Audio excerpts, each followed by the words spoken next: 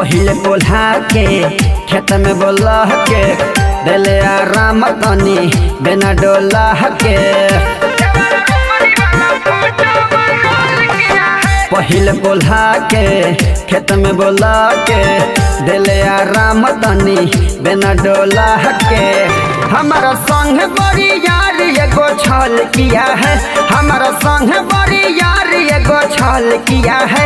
देवरा रोपनी वाला फोटो वायरल किया है, देवरा रोपनी वाला फोटो वायरल किया है, देवरा रोपनी वाला फोटो वायरल किया है।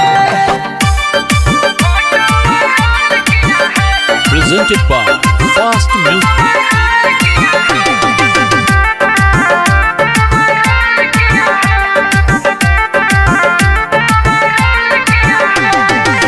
बड़ी निर्दयी हो तू ले भी कराते हो, सुगर सन भौजी से रोपनी कराते हो। बड़ी निर्दयी हो तू ले भी कराते हो, सुगर सन भौजी से रोपनी कराते हो। काम कैला के ऐसनी फल दिया है, काम कैला के ऐसनी फल दिया है। देवरा रोपनी वाला फोटो वायरल किया है, देवरा रोपनी वाला फोटो वायरल किया है, देवरा रोपनी वाला फोटो वायरल किया है।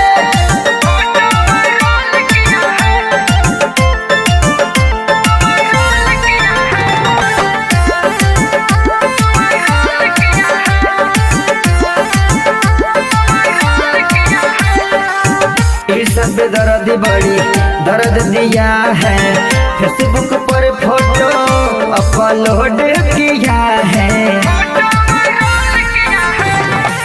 सिंह अभिषेक बड़ी दर्द दिया है, फेसबुक पर फोटो अपलोड किया है। बतिया काकू ने पूरा हला चल किया है, बतिया विकास ने पूरा हले चल किया है। देवरा रोपनी वाला फोटो वायरल किया है, देवरा